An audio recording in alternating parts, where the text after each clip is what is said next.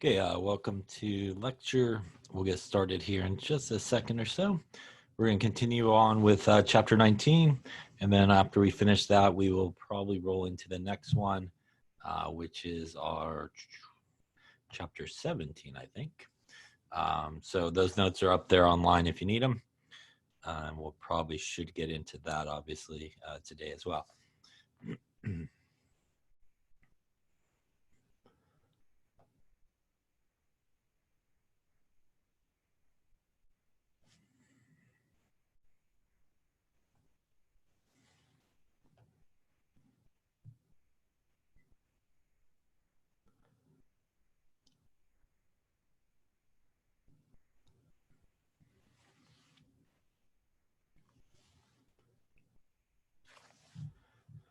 Okay, so last time we were talking about obviously nuclear chemistry. We talked about a few different things last time. We talked about, I think, a decay series. And remember, a decay series is basically a series of nuclear reactions where sort of a unstable nucleus continues to sort of go through a decay pattern until it sort of hits something that is a stable nucleus at that point. And there was a couple different ways you could sort of figure out, what you get at the end of the process there. You could sort of mathematically do it. And for example, for every alpha decay there was, you take 4 away from the mass number and 2 away from the atomic number. For every beta decay, you add 1 back to the atomic number. So you could do that and essentially figure out what you get at the end of the road. You could also just basically do individual nuclear equations like we've done before, where basically you start with your first one, go through the first decay process, and then pretty much the product then becomes the starting material in the next reaction, and then the product in the next one, and you kind of continue that pattern downwards.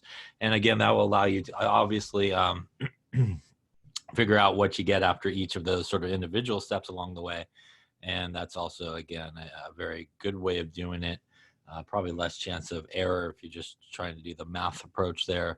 You may forget to add something, subtract something. So it's a little bit more visual and a little easier way of sort of determining what you get along the way. We also then started talking about kinetics, I believe, and kinetics that involve radioactive decay. And kinetics that involve radioactive decay is really first order kinetics is what it's referred to. And really for first order kinetics, there was the 2 sort of equations that go with that. And that was the integrated rate law, which is really the natural log of A equals the natural log of A naught minus KT, where A is the sort of final amount, A naught is the initial amount, K is the rate constant, or in the case of nuclear chemistry, sometimes referred to as the decay constant. And T there is actually time. And that goes really nicely with the half-life equation, which is the half-life is equal to the natural log of 2 divided by K. And again, the natural log of 2 is sometimes just written out as 0.693, which is what you get when you take the natural log of 2.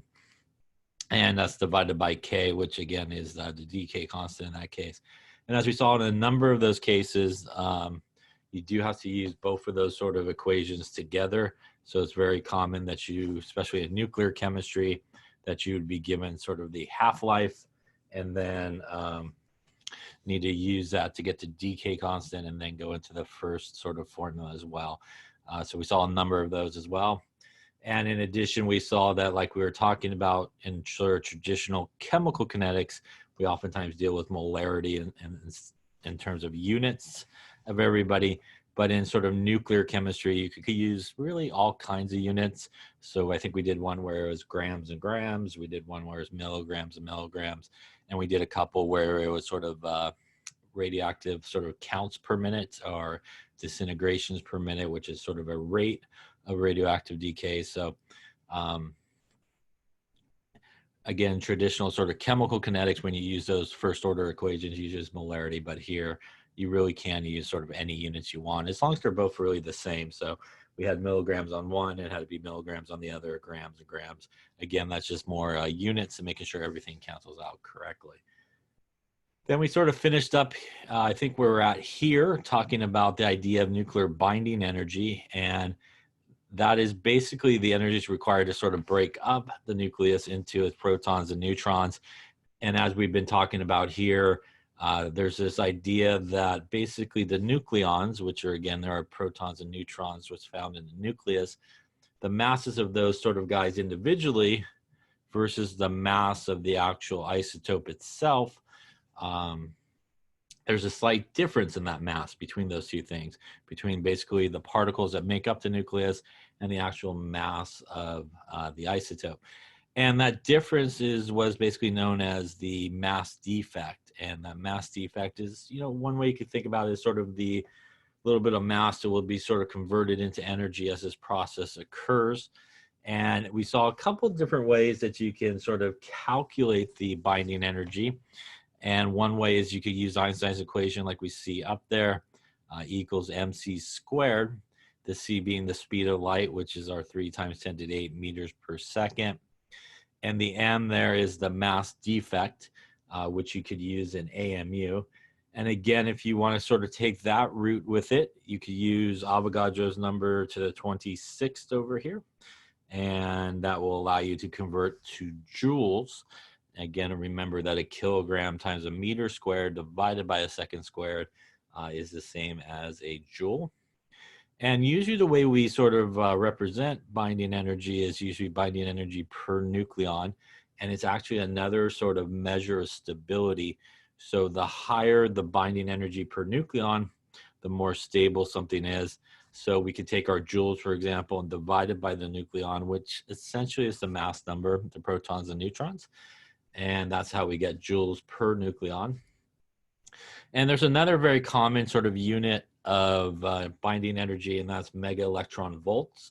And we saw a couple of conversions that an AMU equals 931.5 mega electron volts, and a mega electron volt is 1.602 times 10 to minus 13 joules. And that, again, is another way that you could kind of get yourself to joules, as well as using those conversions that we saw on the previous page.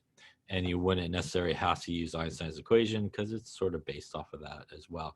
So on this particular slide here, we do have our joules per nucleon. I think down here,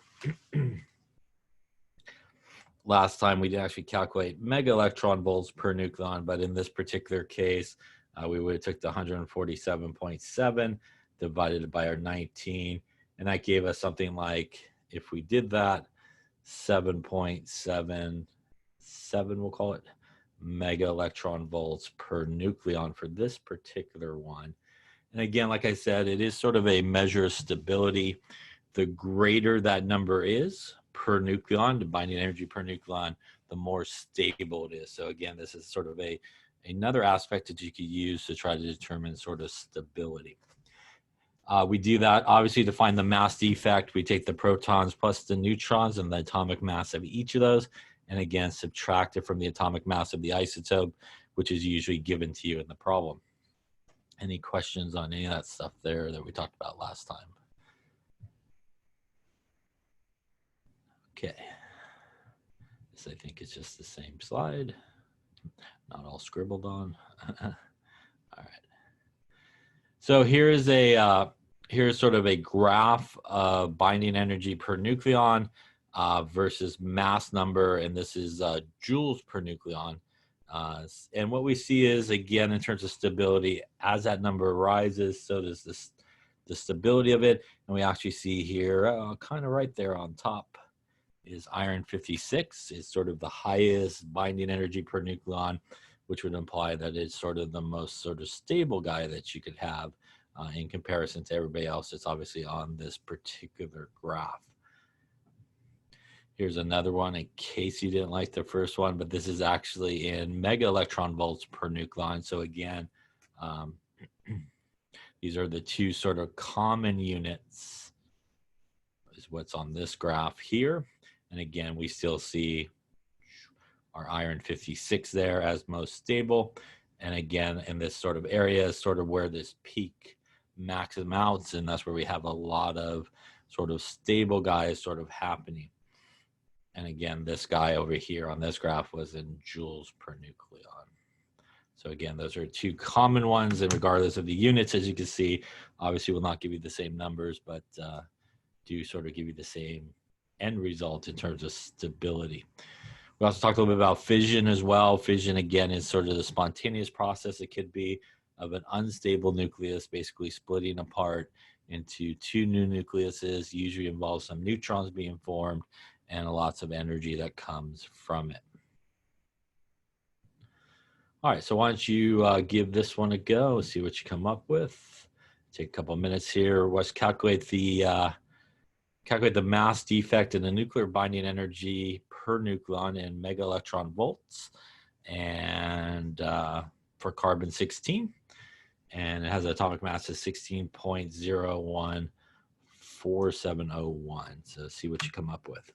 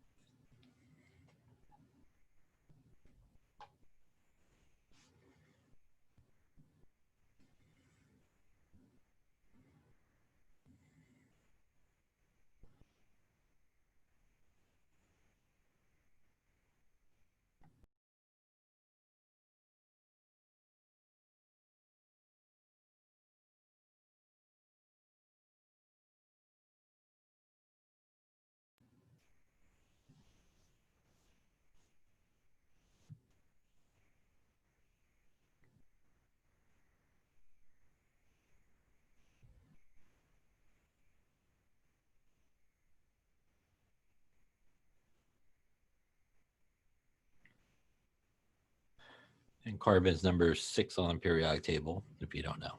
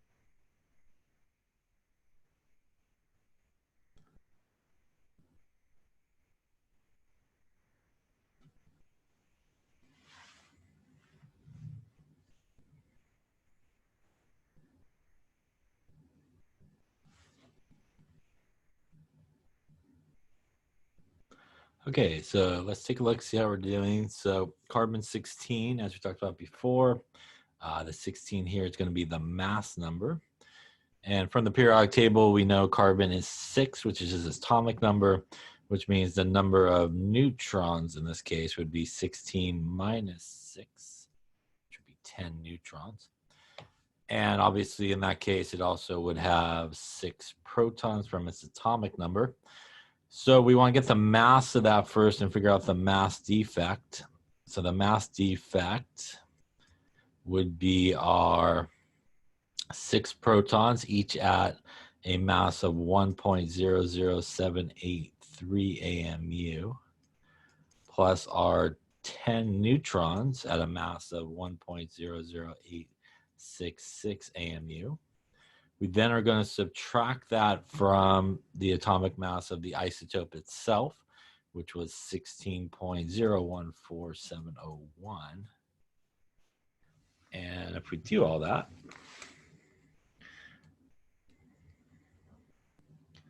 and not subtract,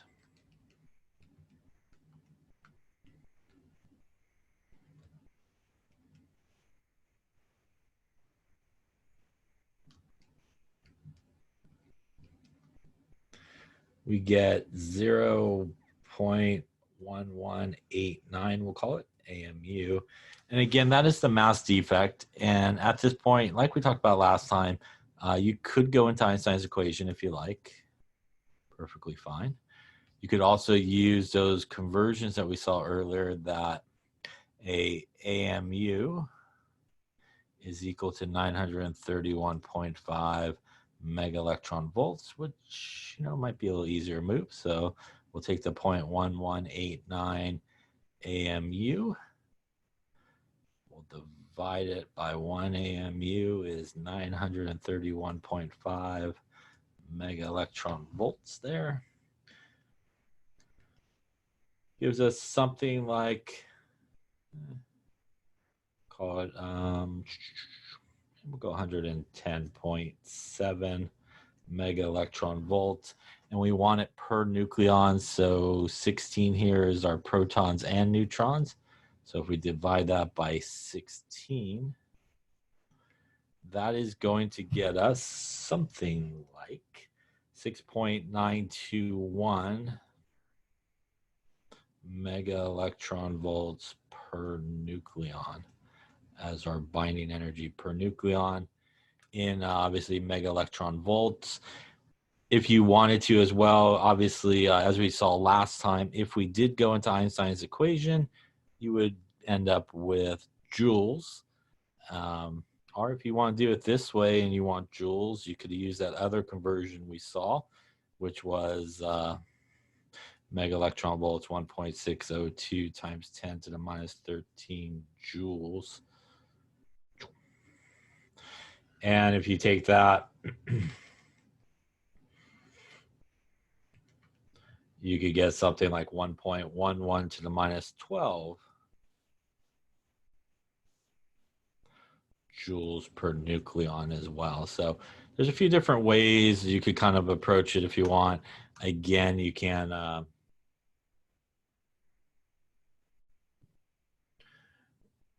use those kind of conversions and sort of avoid Einstein's equation. It is basically based off of Einstein's equation. Or you could just use Einstein's equation to go to joules and then use those conversions to go to mega electron volts if you needed to. In this particular example, it was looking for it in mega electron volts per nucleon. Any question on the calculation, where any numbers came from? And again, a reminder, if you use Einstein's equation, you will end up with AMU meter squared second squared. So again, you do have to divide by Avogadro's number to the 26 to get it into joules. So reminder that you do need to go that way. Any questions on that particular one there? Okay, why don't you try the next one then? So calculate the binding energy for iron 56. Iron on the periodic table is number 26. Yes. So iron is 26. The mass of protons and neutrons you can find back in this problem here, same masses. So see what you come up with. And let's do let's do both just to make sure. Let's do mega electron volts per nucleon, and let's do joules per nucleon. So calculate both ways, make sure. Take a couple minutes to do that.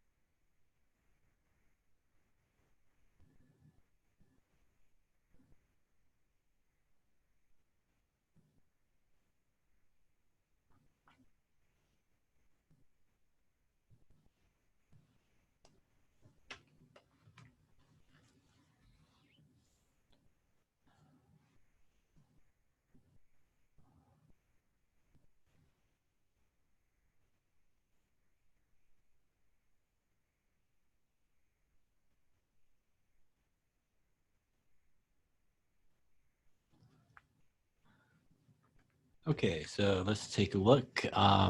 So again, we want to start with really the mass defect, and so to do that, we need to figure out protons and neutrons. So protons are pretty simple. That's going to be 26. Since our mass number is 56 minus our atomic number, which is 26, that's going to give us 30 neutrons, right? Mass number minus atomic number. That means we will take 26 times the mass of a proton plus 30 there times the mass of a neutron We're going to then subtract that from the molar mass here given to us, which was 55.93494 AMU. And if we do that, we get, come here. All right, 26 times 1.00783 plus 30 times 1.00866 minus 55.93494 gives us a mass defect of 0.5284 AMU. At this point, again, you have a couple of options the way you want to do it. We'll go just with the kind of conversion, guys. So 5284 AMU. An AMU is 931.5 mega electron volts in that case. Gives us 492.2 mega electron volts. We could divide by our nucleon, which is 56. Going to give us 8.79, we'll call it, mega electron volts per nucleon. Any questions on that first calculation? And since we also want it in joules per nucleon, we could just do a conversion at this point.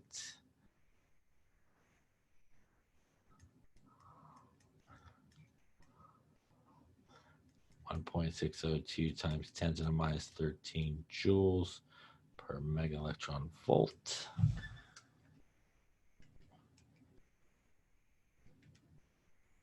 Gives us something like 1.408 times 10 to the minus 12 joules per nucleon.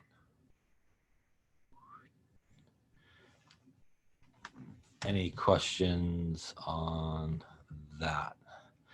Again, if you use equals MC squared, you would do your 0.5284 AMU.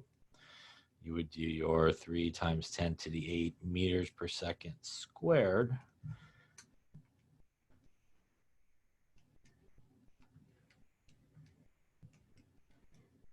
Gives you 4.756 times 10 to the 16.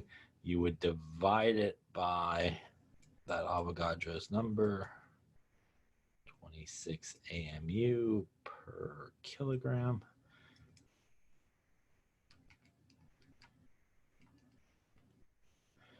Gives you 7.897 times 10 to the minus 11 joules.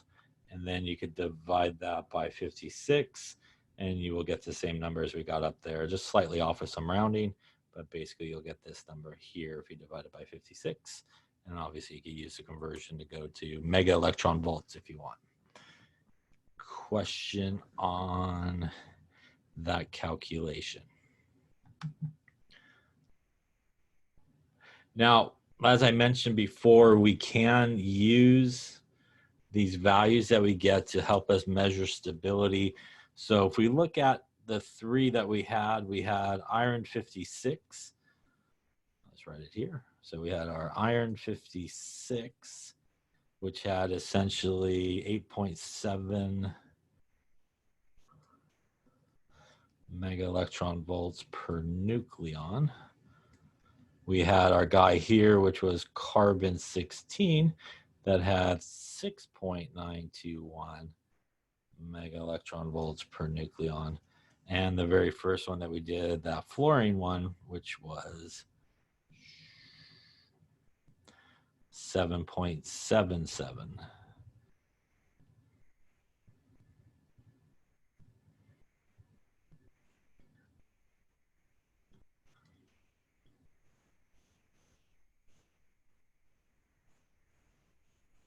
So out of these 3, as you can see, as we saw sort of on that graph, our iron 56 has the largest nuclear binding energy per nucleon and would be the most stable.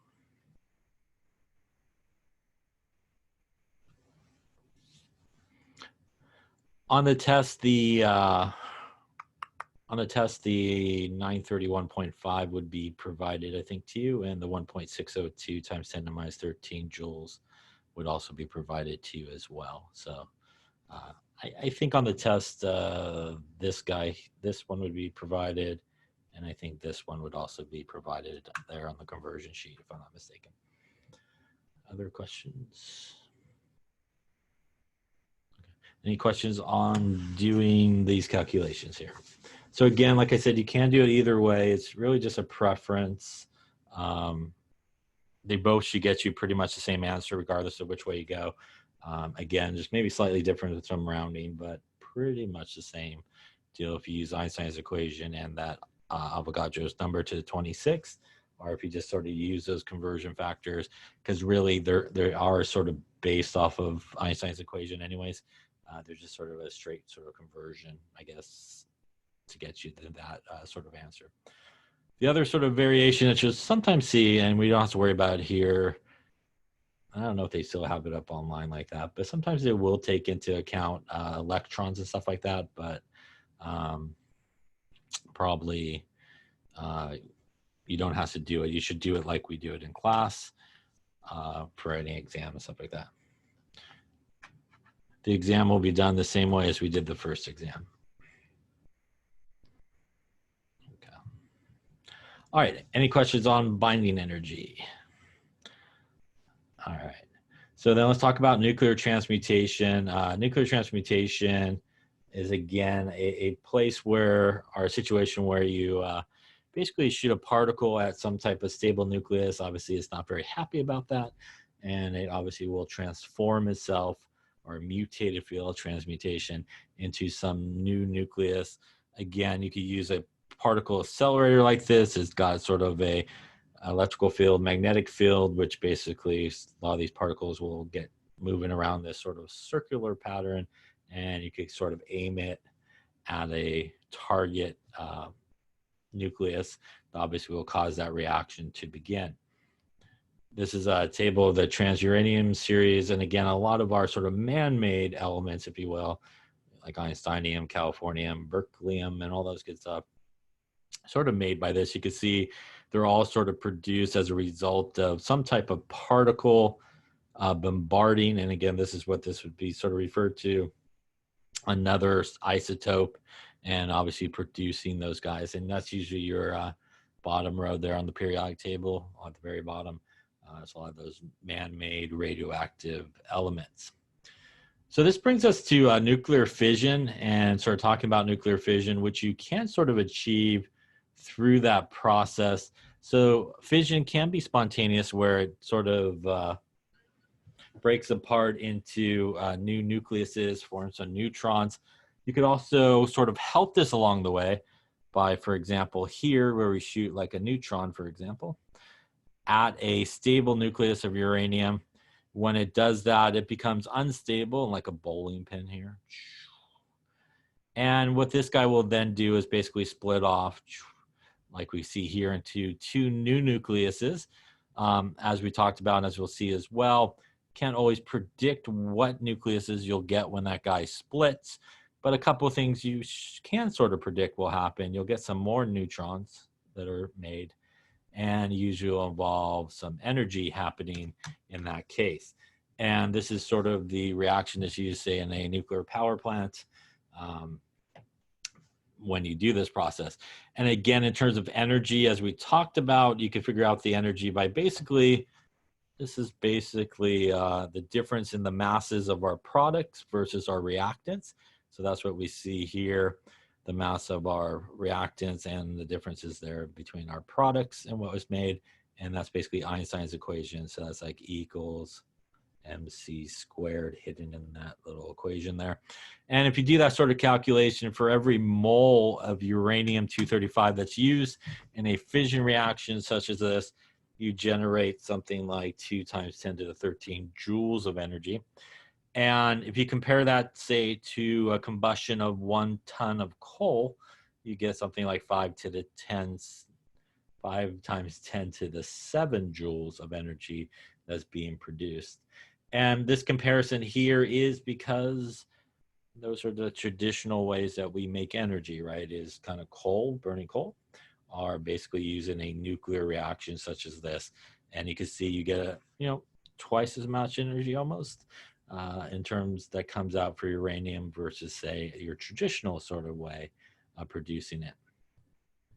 Now, as I mentioned, these are in a fission reaction. These are the representative sort of products that occur.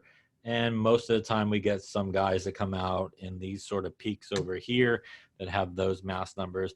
Again, you won't always get these two guys that are here that come out. But somewhere in this sort of area of the graph is where, we'll get a majority of the products that come out in sort of a fission reaction. So in a fission reaction, it's important because you could have something that's known as a nuclear chain reaction. And a nuclear chain reaction is basically a self-sustaining sequence of events that occur as a result of a fission reaction. So the idea behind this is, if you think about how these fission reactions just started, as we were talking about, basically starts with a neutron and you shoot it at like a guy. This guy then splits off into some new nucleuses and produces, say, 3 neutrons and gives off a lot of energy. Now, why this could sort of go out of control is, if you think about what starts the whole deal is a neutron, and you're producing a bunch of neutrons. So there's really nothing stopping these guys from coming back around and hitting some fresh isotopes to begin with, and starting this whole reaction again. And if that happens, you get what is known as a nuclear chain reaction.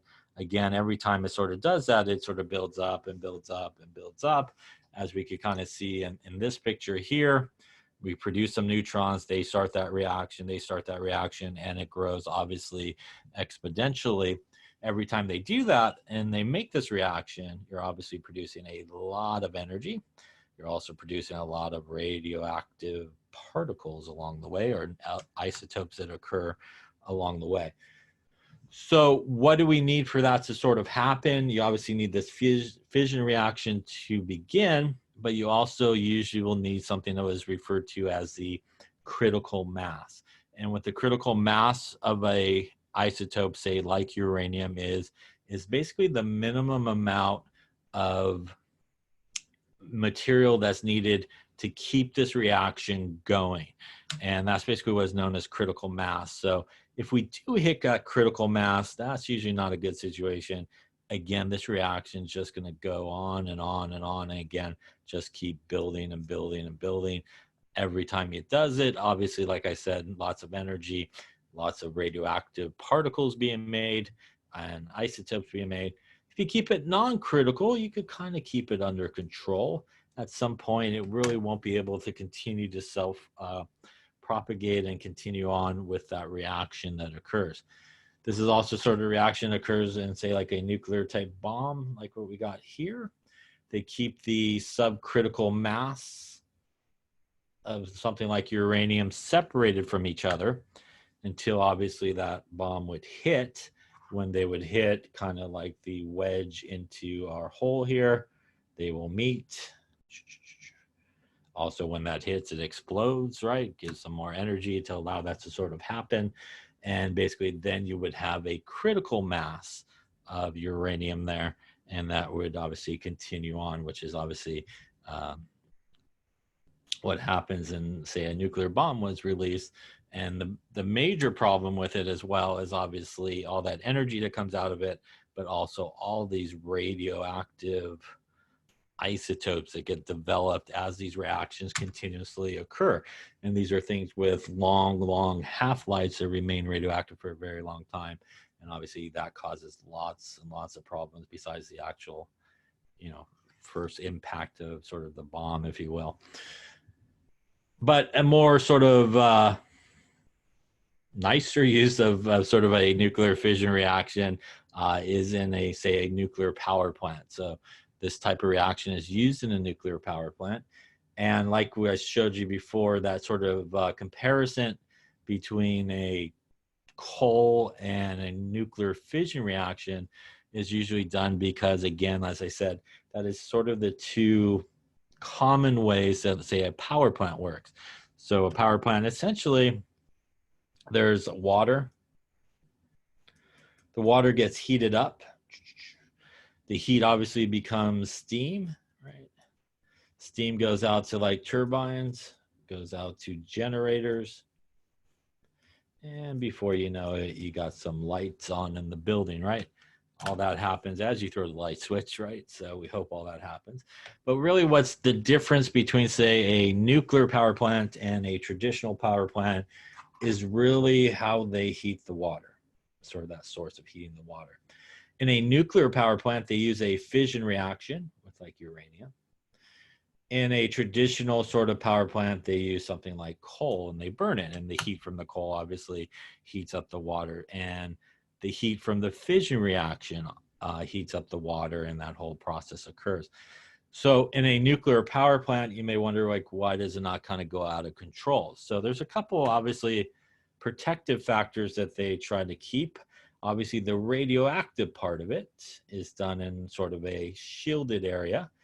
And so for in here, we have a couple of things. We have fuel rods, and fuel rods are kind of like what it sounds like. They're like little rods that have, you know, little pencil eraser sized pellets of uranium in there. And that's obviously the starting process there for that fission reaction. So they have these fuel rods in there, which kicks off the fission reaction. Obviously, there's some water in here. There's some water in this kind of sealed container. It's obviously going to heat the water in here, right? And make this really, really, really hot.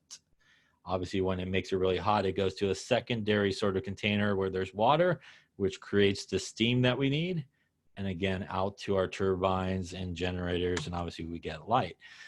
Now, typically nuclear power plants and power plants like this usually are by a large body of water and stuff like that, because when we take steam and we perhaps cool it back down, we get the water, right? So it creates this sort of cycle of the steam being used, cooled back down, and back in it goes, which is why, again, a lot of times our power plants are near, our nuclear power plants are near some large body of water, like in San Onofre, right? They're right there on the ocean, right? Nice big large body of water. If you go to Arizona, for example, where there is no ocean, to my knowledge, I don't think, in sort of regular Arizona, not by any water, but they usually have pretty big cooling towers, they're called. So there's big towers basically of water that they sort of use to do that process for them. Obviously, they don't have the water right next to it. So they try to obviously keep the radioactive part sort of separated from the non-radioactive part. They also, you may be wondering, why does it not kind of go out of control?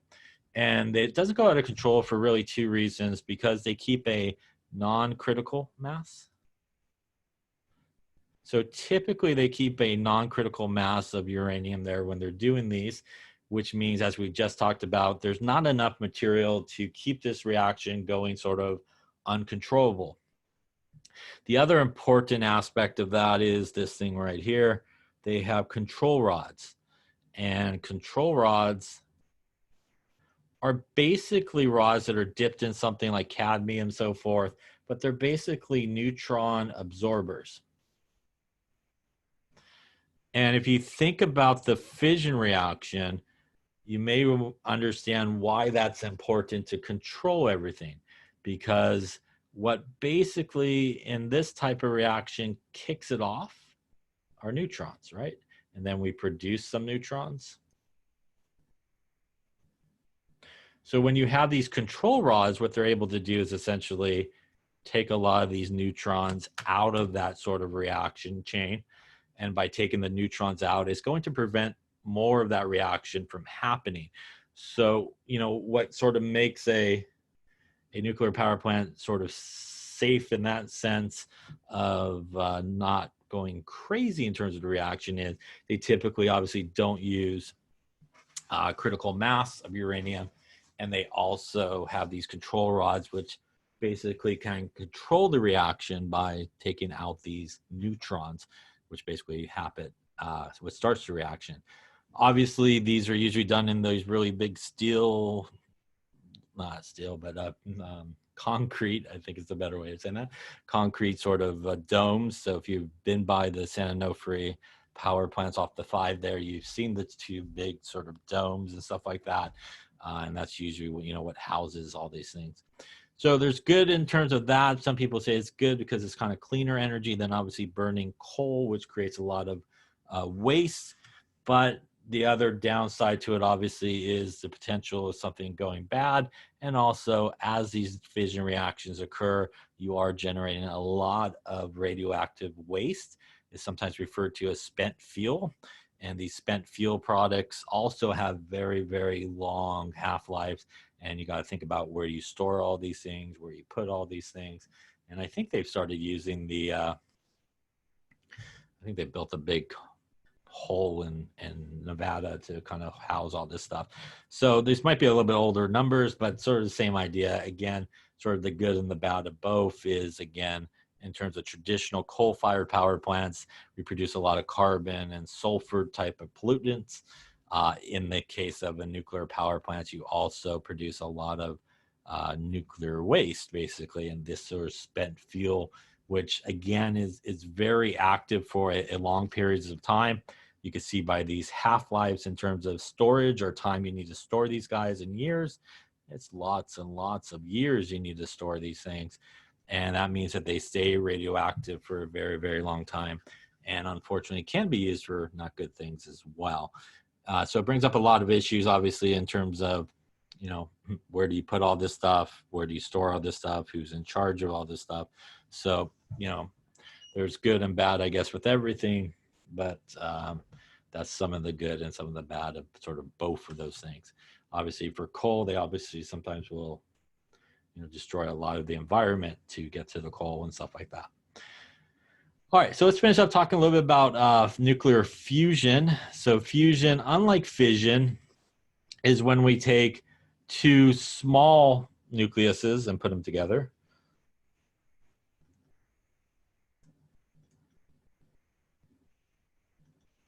And we do that at very, very high temperatures. Like, you're on the sun type temperatures. So you take a vacation on the sun, that high of temperatures is typically, what we're talking about here in a nuclear fusion reaction. Again, you can see in this case here, 2 smaller guys making some bigger guys. When they come together to do that, again, happens at a very, very large or high temperature. And finally, in terms of radioactivity, we oftentimes will sometimes use it in medicine, and it can be used in medicine very, very good in different types of situations. The nice thing about isotopes is even if they're radioactive in the body, for example, they will perform pretty much the same chemistry as sort of the non-radioactive version of it, which means if you're interested of what's happening in the body, you could use some type of radioactive isotope. You could follow the radioactivity and sort of see what is going on in a person or in a sort of experiment if you want. In addition, in terms of medicine, it also can be used to sort of highlight areas, right? Because it will go into the body, it sort of will bind like a normal non-radioactive isotope. You can do a scan and really see the radioactivity happening, sort of highlighting different areas, as you can see on the bottom there. That's a brain scan, I think, with iodine 123. Clearly, if we use any type of radioactive isotopes for medicine, you are looking for a small half-life, right? You don't want an extremely long half-life. Otherwise, it'll be a very long time until your follow-up exam, right? So usually hours, maybe minutes, sometimes seconds, sometimes is what we use. Occasionally days, but not a very long amount of days usually when we're doing anything that's radioactive. So you can see here, so some of the uses for it, thyroid gland activity, brain imaging, you could use it for. Here's some other ones here. Technetium-99 you could use, it's sort of as a bone scan. In addition, for treatment as well, for example, cancer, tumors, and stuff like that. I believe they still do as well, or they used to, implant some radioactive seeds near the tumors and so forth to try to shrink them and stuff like that. So, you know, it can be used in a variety of applications to try to treat disease. But again, obviously, you would want something with a smaller half-life. And when we do use something that's radioactive, usually you'll use something like this, which is a Geiger counter. And a Geiger counter basically has a wand, cathode, anode inside, and basically it will do a reaction and basically send a voltage over here. Usually we'll have a needle, the old ones, the needle will kind of move. Also, usually makes sort of a clicking sound as it's going through it. And obviously, if you hold it near anything that's radioactive, or if you use it, you usually want to go around the work area if you cleaned up or are using radioactivity to monitor the radioactivity, make sure you haven't contaminated perhaps the whole lab if you're doing some type of experiment like that. And usually when you're done and you clean up, you also, you know, kind of go around and make sure, again, nothing's been sort of contaminated. If you take a Geiger counter and you just hold it up in the air, it will make some noise. Hopefully it doesn't make a loud noise or not, but there is what is oftentimes referred to as background radiation. And, you know, if you hear it click, click, click, you know, it won't hopefully be super loud or anything like that. But, you know, there is sort of radiation all around us, and it's sometimes referred to as background radiation. I think I might have mentioned it as well. If you usually work with something that's radioactive, a lot of times they'll make you wear a ring, a little badge on your sort of lab coat. And years ago, it used to be sort of X-ray film and stuff like that. And they sort of develop it after a while and see how much you've been sort of exposed to. I'm not sure what they use for those things now, but usually that's very common pieces of equipment that's also used. Speaking of those biological effects, here's sort of a table of some of those things where we have a RAD, which is a radiation absorbed dose, and usually we relate that to sort of human exposure by what's known as a REM. And basically a REM is the RAD times a quality factor. As we talked about, there's sort of different levels in terms of penetration. As we saw, X-rays go the furthest, beta the next, and then alpha doesn't travel as far. So you got sort of a factor of 20 for alpha because, you know, it's not traveling as far. You actually can probably be technically exposed a little bit more till it causes some damage. Here are some sources of just radiation that we sort of come across, depending on how much air travel, X-rays, and so forth that you take, as to sort of your exposure. Hopefully you don't live near nuclear waste or something like that, but I guess if you did, you get a little bit of that going on as well. Any questions on any of that? That should be chapter 19, and I think that should be the last of the stuff that will be on our exam on Thursday. Any questions on any of that stuff? Okay, we're then going to go off to chapter 17. So just give me a second. Let me click around. Let me click around here and get that stuff right, hopefully. Let's do it this way here.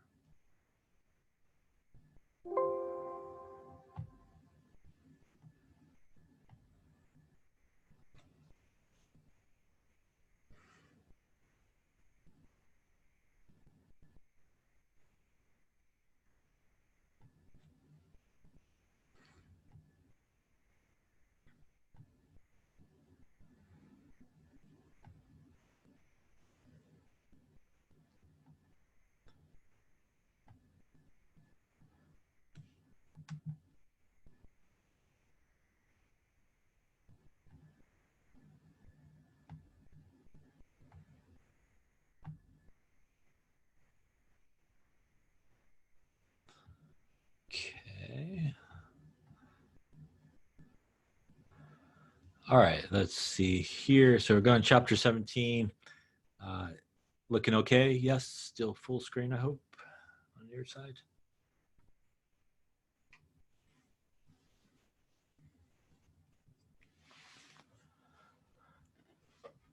Okay, thank you. Perfect. All right, so we're going into chapter 17. So again, this stuff right now will not be on the upcoming exam. So this is now exam 3 material. which since it's summer school should be coming up shortly after exam 2, but so this would technically be exam 3 stuff here, okay? So everything that we just finished through the nuclear chemistry should be on the exam that's on Thursday, and then this one will start it. So we're gonna talk about enthalpy, we're gonna talk about free energy, and we can't forget our good friend equilibrium. So this is going to bring up some different letters finally that we get to use as we're going through this. So we'll talk about entropy, which is delta S, not to be confused with delta H, which is the enthalpy. And the enthalpy is, right, the heat of a reaction, as you may remember, right? And as you may also know, hopefully, as we talked about, delta H, that is negative, right? Tells us it's exothermic. Delta H, that is positive, tells us it's endothermic. So again, delta S is the entropy. We'll also talk about free energy, or sometimes referred to as Gibbs free energy, which is delta G. And of course, we can't forget about our good letter of the class, which is K. We will tie all that together here back with the equilibrium constant. So let's talk a little about spontaneous and non-spontaneous sort of processes. And let's first talk a little bit about the idea of spontaneous. And when we talk about something being spontaneous, what we're talking about is really whether or not that reaction will take place under those particular conditions.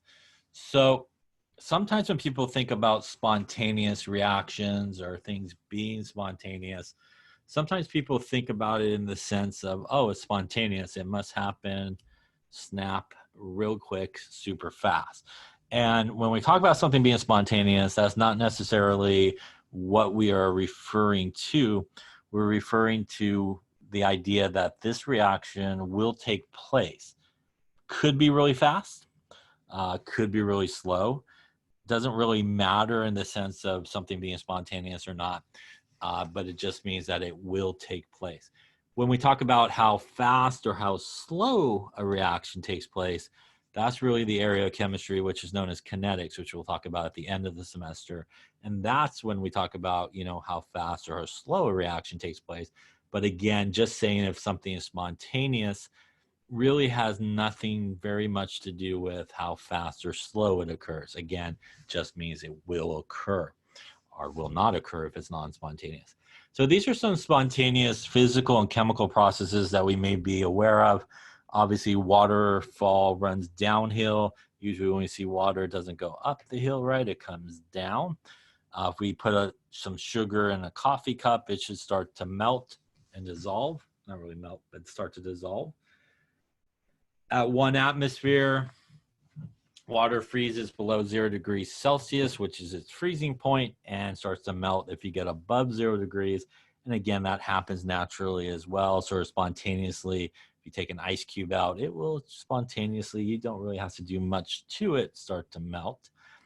We do know that heat flows from hotter objects to colder objects.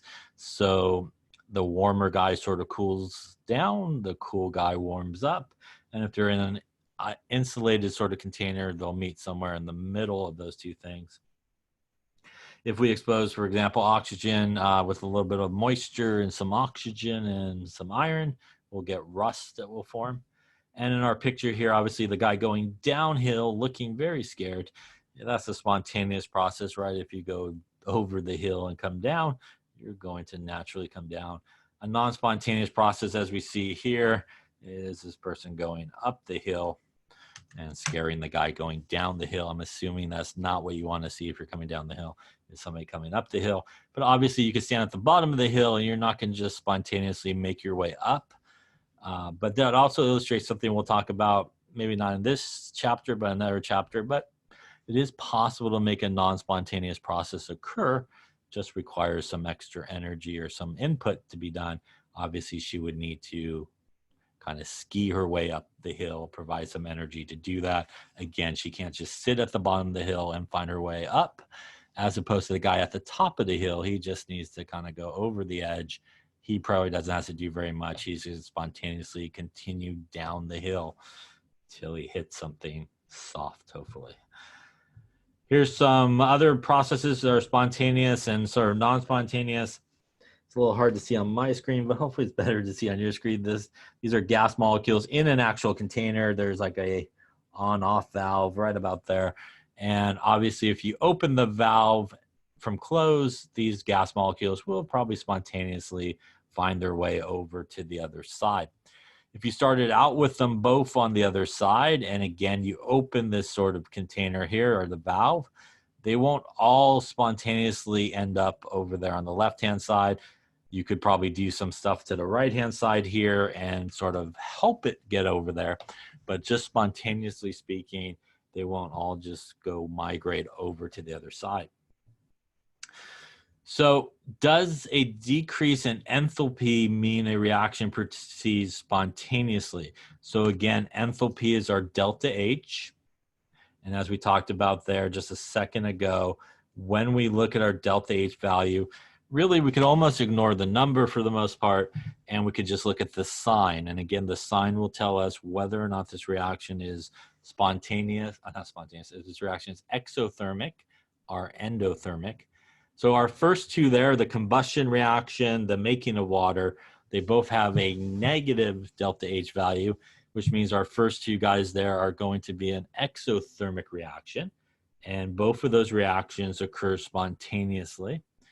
But if we look at our two bottom guys in our delta H's, they are both positive, which means that they're both endothermic overall.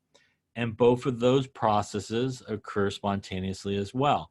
Again, the third one there is ice going to liquid water. And as we just talked about, if you take an ice cube out, it will spontaneously start to melt and form liquid water because it's going to pick up all that heat from the outside to do so. Also, typically, if you take some type of ionic compound and you put it in water, it will spontaneously dissolve, which is also an endothermic process. So what we see here is a couple of things. We have some guys that are exothermic, some guys that are endothermic overall in terms of those processes, but all four of these things do occur spontaneously. So we cannot just solely look at the delta H value and go, the delta H value is negative, it's exothermic, this reaction is going to be spontaneous. Or we can't look at the delta H value and go, it's a positive delta H, is going to be endothermic and maybe non-spontaneous, because obviously, as we can see here, it could be exothermic or endothermic and still be spontaneous. So although thermicity, if a reaction is exothermic, it does really favor spontaneity of a reaction, but it does not necessarily guarantee that it will be spontaneous. Again, it is possible to, have an exothermic or an endothermic reaction is going to be non-spontaneous, even with a negative delta H. But it does sort of help it along. Again, you kind of think about it, exothermic, some excess of energy, kind of helping in that situation. But again, it's not really the only factor that you should look at in terms of a reaction being spontaneous. So one thing that we could look at is what is known as entropy. And entropy is delta S, which is the change in the entropy.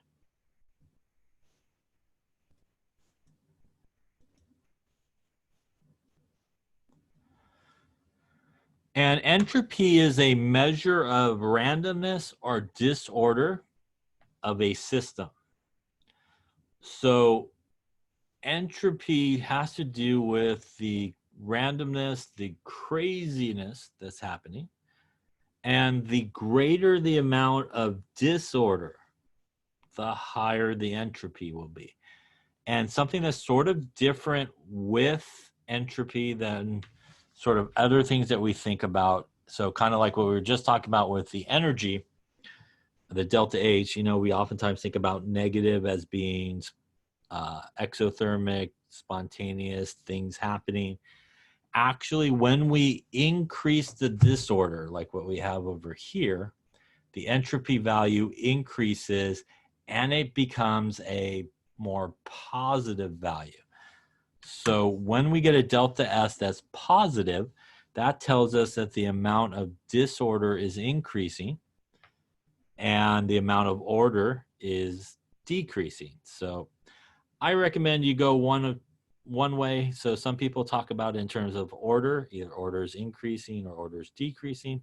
Some people talk about it in terms of disorder increasing or disorder decreasing. Might be better to sort of choose one of those and think about it that way so you don't confuse the two, disorder, order. I'm not really sure what's going on. So the opposite of that obviously is if order increases, that means that disorder is decreasing. The delta S is actually decreasing and becomes more negative. So kind of like delta H when we see the sign of delta S for a system. If it is a positive value for delta S, that means that the amount of disorder is increasing. If we see a negative value for delta S, that means that the amount of disorder is decreasing. And by virtue of that, the amount of order is increasing. Things are becoming more and more ordered. One way to calculate delta S, as we will see, is like anything else. You calculate the delta S by taking the delta S of your products minus your delta S of your reactants, because in a reaction, right, your reactants go to products, which means your final state is your products, right? Your initial state is your reactants, and that's why we typically do products minus reactants when we calculate things like delta S, delta H, and so forth. So if your final entropy is greater than your initial, then your delta S will be a positive number. A very common place where we could kind of see this occur is in the changes of state. So if you have something that is solid, that is very ordered, right? Especially if you had, say, an ionic solid or something like that, you have very, very ordered arrangement. All of the atoms and molecules are densely together, right? They're not moving around a lot from each other. They're in there pretty tight to each other, which means there's a lot of order that occurs.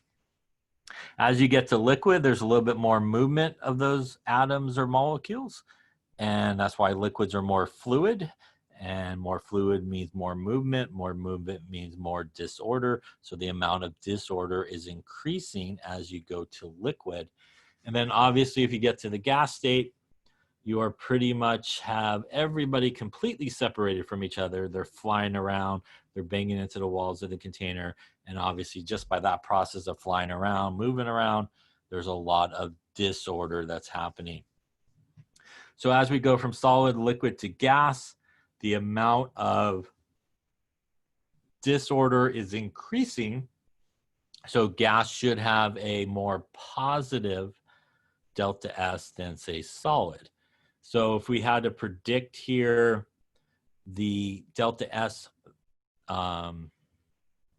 sign as being positive or negative, we're going from solid, which is more order, to liquid, which is more disorder, which means the disorder is increasing, and we would expect the delta S here to be a positive number in this case because of that. Any questions on that there?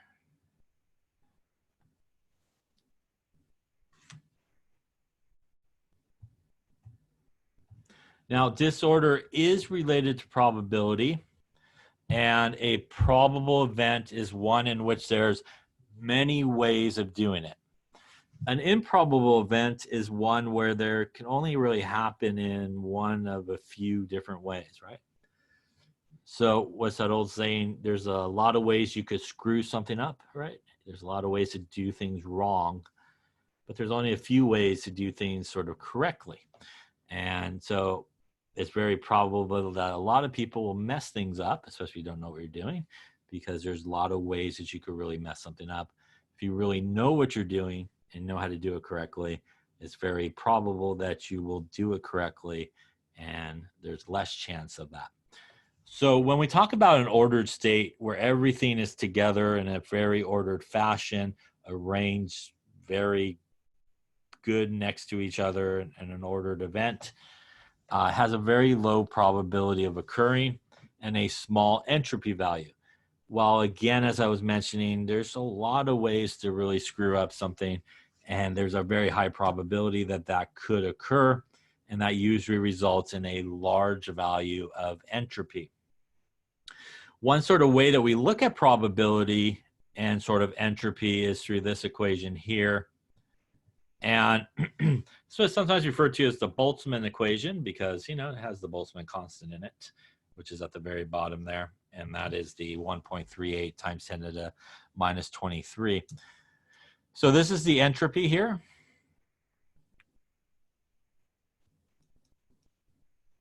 K is our Boltzmann constant, which, as I mentioned, is down here at the bottom. Natural log of W. W is the number of microstates. So microstates, again, are basically different ways that you could achieve something. So for example, if we look over here to the right-hand side, we basically have 4 circles and 2 boxes, basically. So if we wanted to get all 4 of those circles into one box, either the left box or the right box, there's really only one way you could do that. You could either put them all on the left-hand side, or you could put them all on the right-hand side. If we want to take 1 circle in one box and 3 circles in another box, there's basically 4 different ways you could achieve that, as you can see here. 4 different ways. If we just want to throw basically 2 circles into each side, there's 6 different ways that you could do that. Now, in terms of probability and in terms of entropy, the one where there's 6 different ways with the 6 different microstates would result in the higher entropy value than the one with only one way of doing that. Again, that more improbable way of achieving that occurring.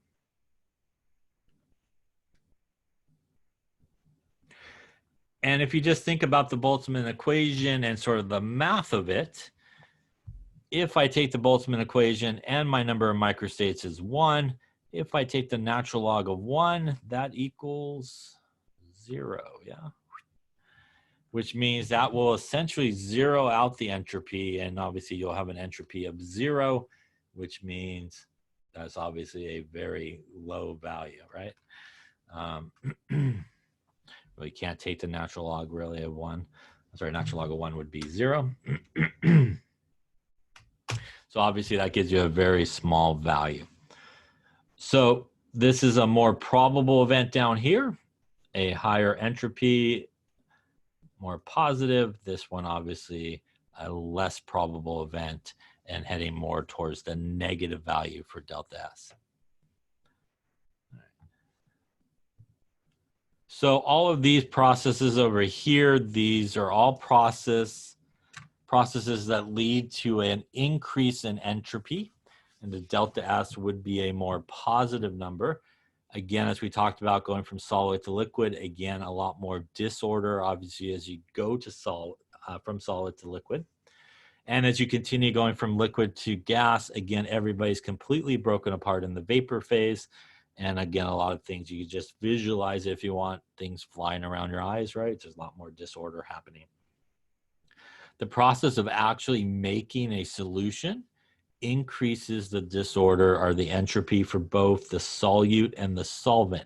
As you're aware of, hopefully, right, there's 2 parts to a solution. There's the solute and the solvent. Before you dissolve the solute, especially if it's an ionic compound, it's together in a very organized fashion in 3-dimensional space.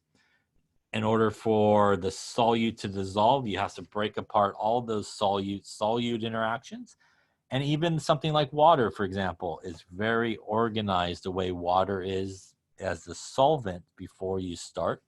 And in order to get that solute to dissolve, you also have to break apart the water-water interactions. So you're breaking apart the solute-solute interactions, the solvent-solvent interactions, creating a lot of disorder both in the solute and the solvent that you started with. And obviously on the right-hand side, when it's all mixed together, you have a lot more mixing, a lot more guys kind of moving around with each other, a lot more disorder than there was originally. Obviously, increasing the temperature as you go from temperature 1 to temperature 2, especially if temperature 2 is a larger value. The more increase in temperature, typically people gain more energy. When things gain more energy, it allows them to move around a lot more. And obviously, that will cause a lot more disorder. Any questions on any of that there? So let's take a look at each of these. Why don't you take a minute or so and decide what is happening with the entropy of the system here in each of the following. Is it increasing, decreasing? Would we expect a delta S to be positive or negative? So take a minute or so and come up with that.